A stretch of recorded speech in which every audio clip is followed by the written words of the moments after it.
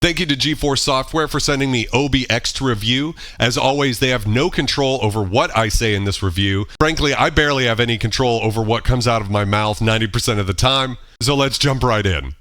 OB-X is the only software recreation of the Oberheim OB-X synthesizer from 1979, endorsed by Tom Oberheim himself. GForce has built in a lot of features and functionalities not present in the original hardware, but I'm mostly interested in how this synthesizer sounds. So I've started with an initialized preset.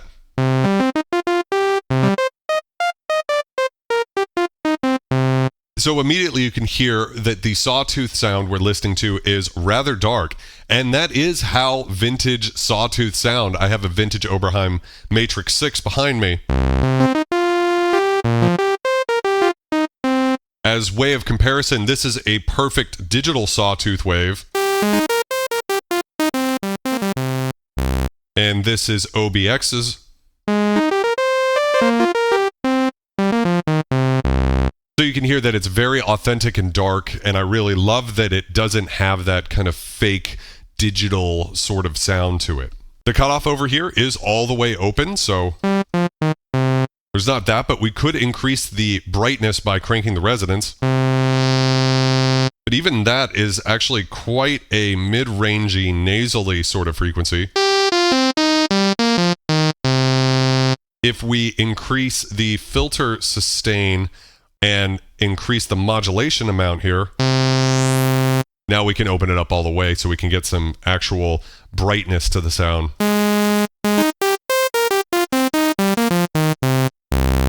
So we can get a bright sawtooth out of here with some resonance and opening up with the modulation, but for the time being, let's just dial that back. So with the modulation all the way open with a full sustain, with it down. So right away, be aware that the filter doesn't open up all the way, even if the cutoff is all the way at the top, just like the vintage hardware would be. So just like on the hardware, we can actually turn the sawtooth and pulse wave on at the same time. Which is interesting the way the phase sync is there. Let's turn off the sawtooth wave. And we get this really bright, crisp, characterful square wave.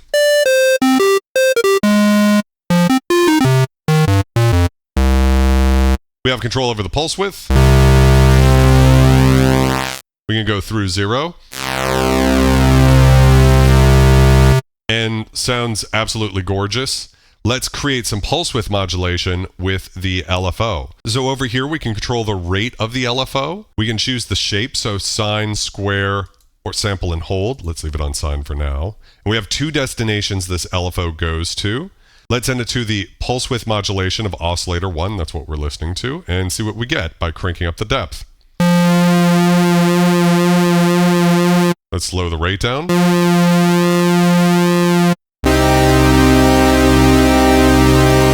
Just sounds gorgeous right away. We can put the saw back in. Lose a pretty good amount of the volume there. That's okay though. And we can turn them both off and listen to the triangle wave. Wonderful, warm tone to it. Let's put the pulse wave back on. And let's bring up oscillator 2. And apply some pulse width modulation to oscillator 2 as well. Let's add some detune. Actually, before we do that, I want to test the VCO-edness of this. So vintage circuits like to drift, so you don't get these perfect VST sounding sawtooth waves. So let's see if we can get any of that.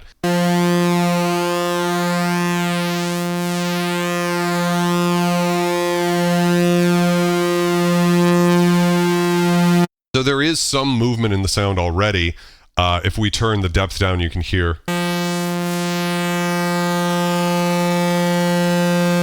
And if we crank the vintage knob over here, so this is basically a feature borrowed from sequential, we get a little bit more dirty, grimy circuitry with some more imperfections, which is probably what we want.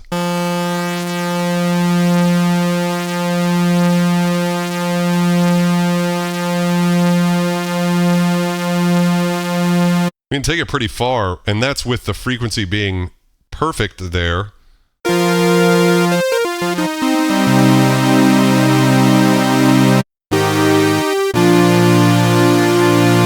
That sounds pretty detuned without any detuning. Let's leave it at about 50% and see how that sounds. I don't want this synth to sound super clean and VST-like. And we have a detune knob in the control section here.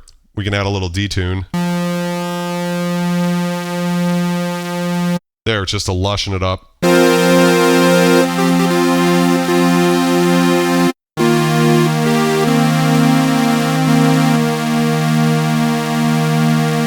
It sounds quite nice. We have Xmod and Sync. Let's just check those out real quick.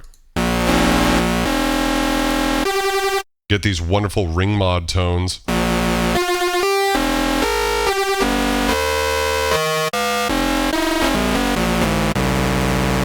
A lot of fun, and we can control the tone of that by using the frequency of oscillator 2.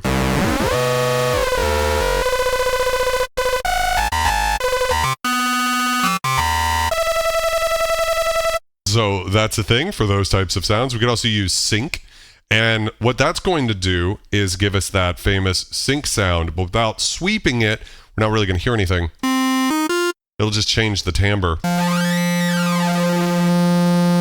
The OB-X in 1979 actually had no way to sweep the pitch of oscillator 2 to get those screaming sync sounds a la the Prophet 5. I guess you could use this pitch lever here on oscillator 2 and that could create a sync sweep, but there was no way to do it automatically with an envelope. But that's not going to stop us because of this X-ADSR feature that GForce has built in. So this section in the upper left is not an additional modulation source that we could send wherever we want. It's an additional modulation LFO and ADSR per parameter. So we could apply this to every single parameter in the plugin separately. But let's not get crazy. All we have to do is move this knob so you can see these 4 little triangles around the frequency knob, and then by increasing the amp here, we're going to hear the sound of this ADSR modulating the frequency of pitch 2.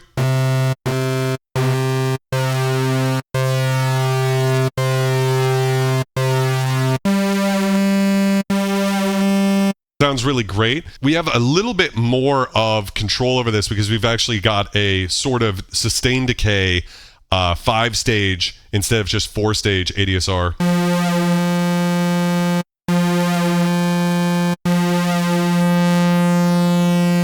So we can get a little bit more complexity into the sound. For now though, let's just turn that down. We don't really need it. I can also hit clear. Now we've cleared that off of that, so let's turn off sync as well. This whole time I've had this sawtooth on oscillator 2. Let's set the pulse on. One thing I love is if you listen to just pressing one note again and again, there's so much life in there. It's different every time, just like you would have with vintage hardware. It doesn't have that repetitive digital thing where it's just always the same. I think it sounds really great and very convincing. Let's create a nice pad sound with the filter envelope. We'll do my favorite test, which is 50% on the attack, decay, sustain, release, just to see what we get. And we'll match the release here and see what kind of sound we get when we turn the cutoff down. Very fast envelopes, actually. Immediately takes us into that famous Oberheim brass territory. If we pull this back a little,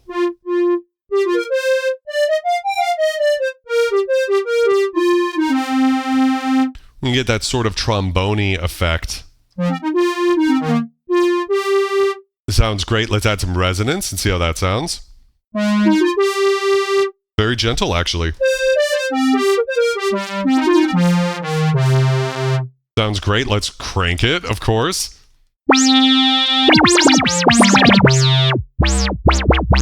A little too much, obviously, but kind of fun. Somewhere in the middle there. We need some more release because it's pretty fast. We can add some more attack as well.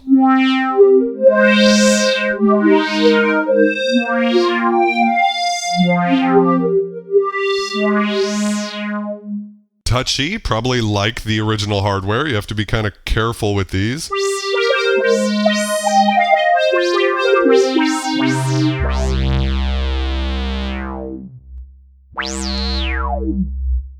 really sharp sort of sound there. We also have noise, which we could run through. Why don't we try to see if we can get a pitch out of the filter by running just noise into it, turning the oscillators down, and key tracking all the way up, and just see what we get with the modulation off as well.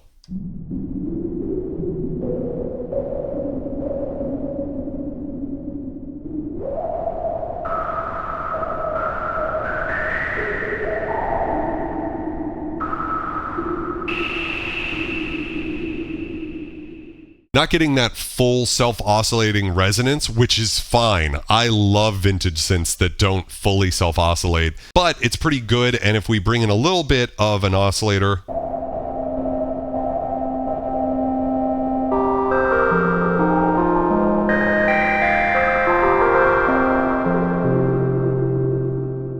just get this gorgeous windy bell type sound. Let's bring in oscillator 2 and bring the frequency up 24 semitones.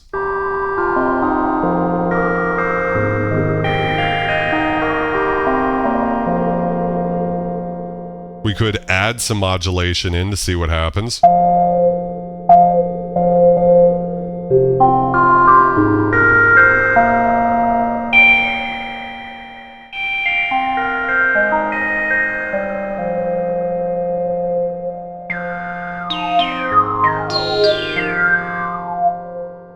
Very beautiful. Dial that back. We can turn the noise down just to hear what it sounds like. We have an arpeggiator.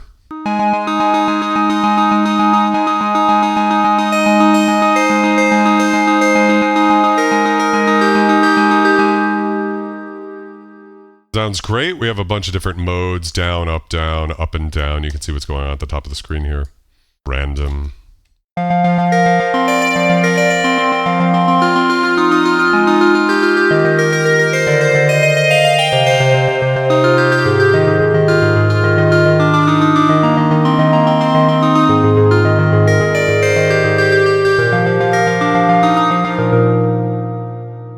Beautiful. Yeah. What do you want me to say? It's an arpeggiator. I like them, but, you know, it's a thing. We have a chord mode, so I could play a suspended second chord. Hit that, and you can see it says chord stored. And now when I play notes, we've got that chord, which is a lot of fun. On the lower right-hand side, we have different voice settings. So this whole time, we've been listening to polyphonic mode. We can put it into mono mode. So that'll be a re-trigger every time I hit the keys.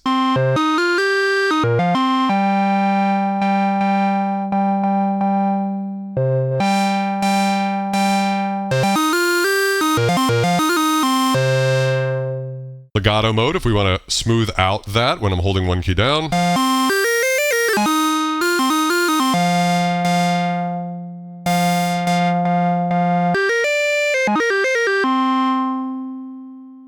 And of course, what everybody likes, a big fat unison mode, so we can get those famous Tom Sawyer-y type sounds.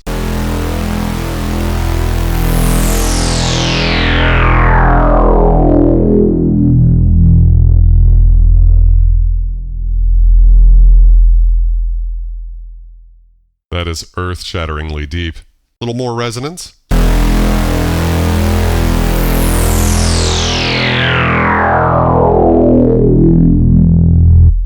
And I like that you can hear that not all of those peaks are perfect together. There's a little bit of spacing and randomness going on that's giving it a little bit more life. It doesn't have that predictable, again, I hate to keep saying this, but VST type sound. It doesn't sound like Serum at all, is I guess what I'm trying to say.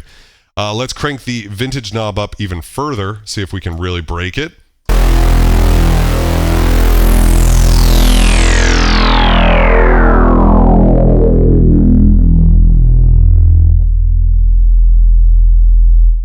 Really just incredible, just really great. The vintage knob is awesome, and I think for me it would be hard not to have that cranked all the time. One thing I like is that with the vintage knob all the way up, it hasn't completely broken. It's still a very usable sound. A lot of OB-Xs, when they get out of tune, they can sound really wonky, and this still sounds great. Going back to poly mode here. Going up to the top here, we've got a chorus section. We have to turn it on by hitting this red button. Nice stereo type sound.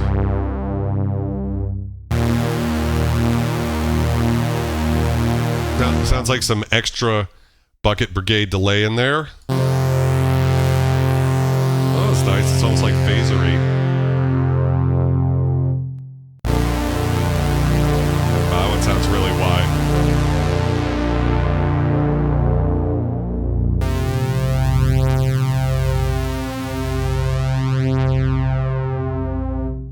Another thing I really like about this chorus section, and this was something I tried to do in my chorus plugin, Inktomi, which is also based off of a vintage synthesizer chorus, it's not as extreme as people would expect. So many plugins and digital choruses can go really far, but back in the day when synthesizer designers were building these choruses, they made them very musically useful.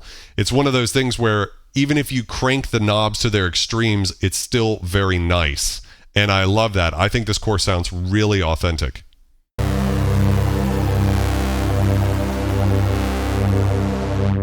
Even the authenticity of losing some of the high end, which is a thing with vintage choruses. With the amount all the way up, you can hear you're losing some of that fizz. A little bit more fatness. Sounds really great. We have a delay.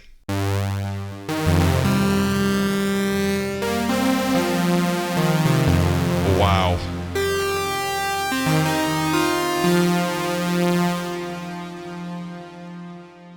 All of the stuff you would expect. It's stereo, so we have different times for left and right. We can control the time here, which is in beat divisions. We can increase the delay mod speed if we wanted to get really warbly. Kind of reminds me of tape echoes, the depth of that. We have a high pass filter, the amount of feedback, which I would probably use a little bit less in this case.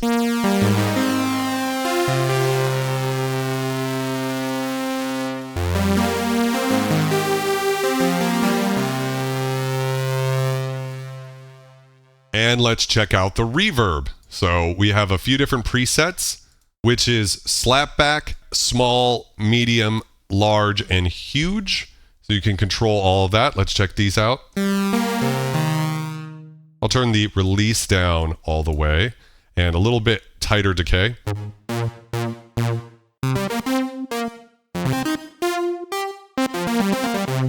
Small. Very nice sort of room chamber sound. This is medium. Let's get a little big. Very dense.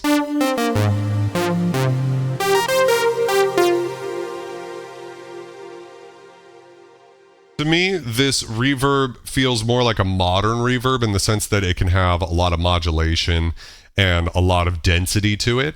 Doesn't sound quite vintage to me, but I think a lot of people will appreciate that sound, and we can see if we can make it a little bit more vintage. And this is the huge setting.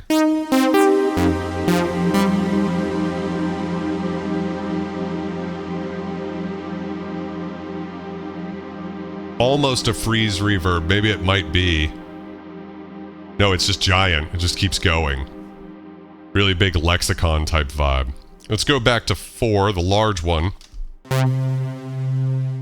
Let's increase the depth of the modulation. This is going to take us more into that sort of big sky territory, Empress, etc., etc.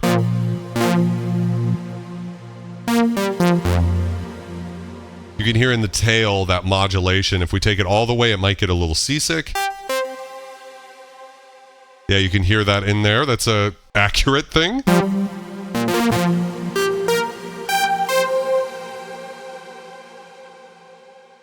Just there, we're starting to get to where it's not usable, but again, I appreciate the restraint of the designers here to make really usable settings. I love it when a synthesizer sounds great no matter where you turn the knobs, and that's very much the case. Let's dampen this or undampen it. That's very dark, so we can take it down.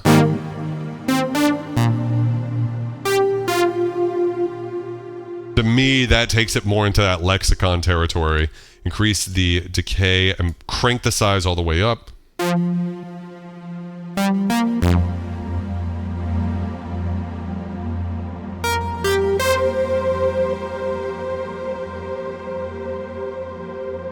Wow.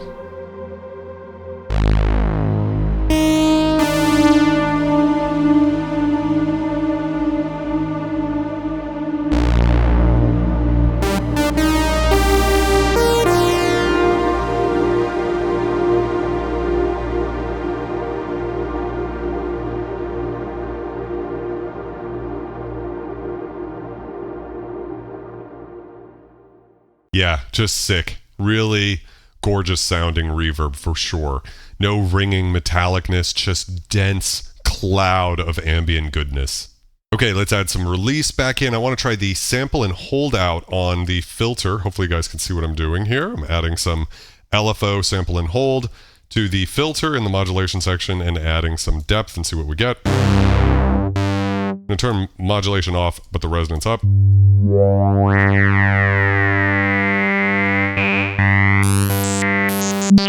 You got to get the rate going pretty high before it starts making that typical sample and hold sound.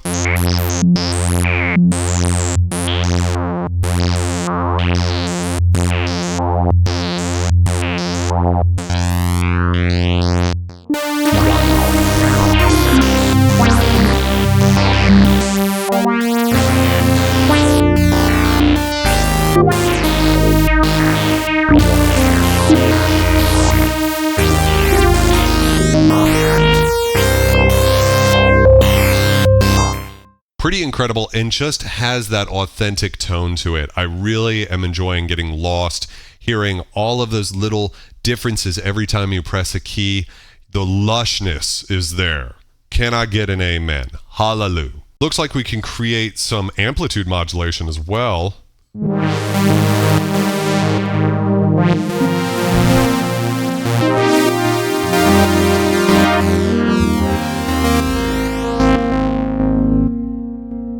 Really cool tones. Let's put that on sine and see how fast we can take that.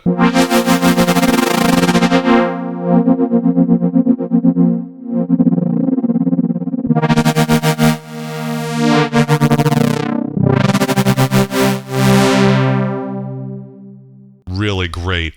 Let's say we wanted to create a little bit of moving multiple knobs at once. We could use these macros down here. So I'm just going to drag this plus sign onto the LFO rate, which is being sent to amplitude modulation as well as pulse width. And by right-clicking, we can set that amount that's going to be affected by macro 1. And then let's also drag that onto the modulation, and we'll do the same thing. We'll crank a bunch of that.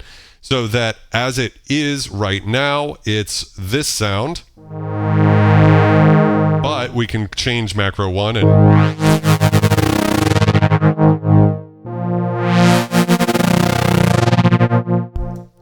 change the timbre as well as the depth of that amplitude modulation.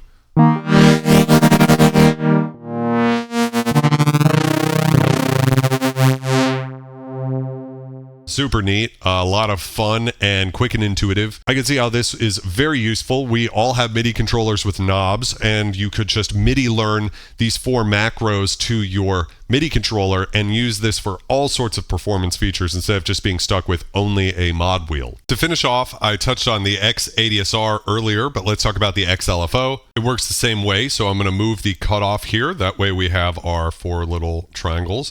And by increasing the amount, we have an LFO, but obviously you can do a lot more than the sort of 3 vintage shapes we have.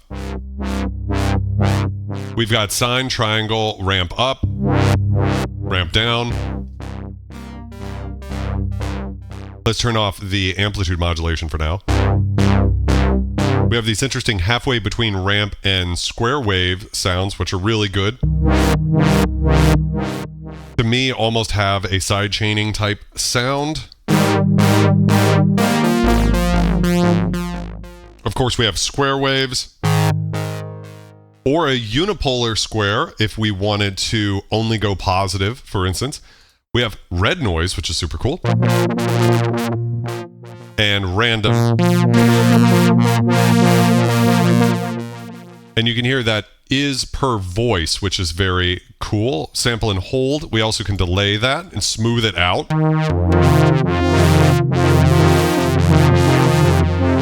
And this is all very easy. We can just go to clear if we don't like what we've done and reset everything, but we're still on the cutoff here. So again, we could pull up maybe this ramp up square type thing.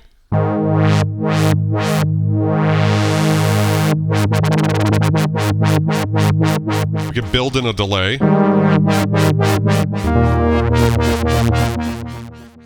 Add some sample and hold.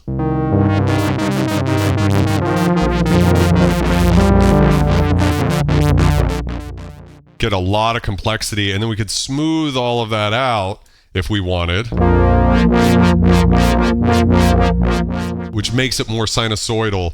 A lot of the times you need smoothing on a digital LFO to shave off the peaks, because otherwise it can kind of click on the edges of a sawtooth or square wave. That's not the case here. These are really great LFO shapes. You can hear there's already a very natural shape to it, like you would have on a vintage synthesizer. It doesn't sound fake at all. And this ADSR can be velocity controlled. I haven't mentioned that there's velocity and aftertouch, which obviously weren't there on the original OB-X. This is great just for adding some of that. The velocity can actually control a bunch of different destinations, and each one has a different amount. So we've got the filter, we have the amplifier, we have the filter modulation amount, we have the filter decay, which is a very cool feature. So as you turn the decay up, you can hear that we're going to affect the decay knob over here.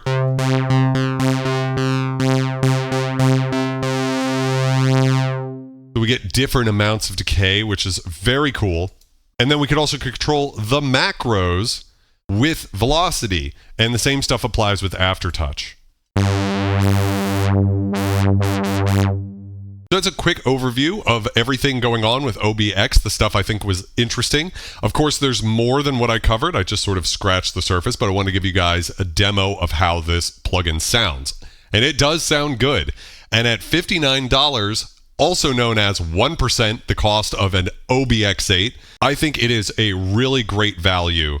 And it begs the question, do we really need vintage hardware when plugins have come this far?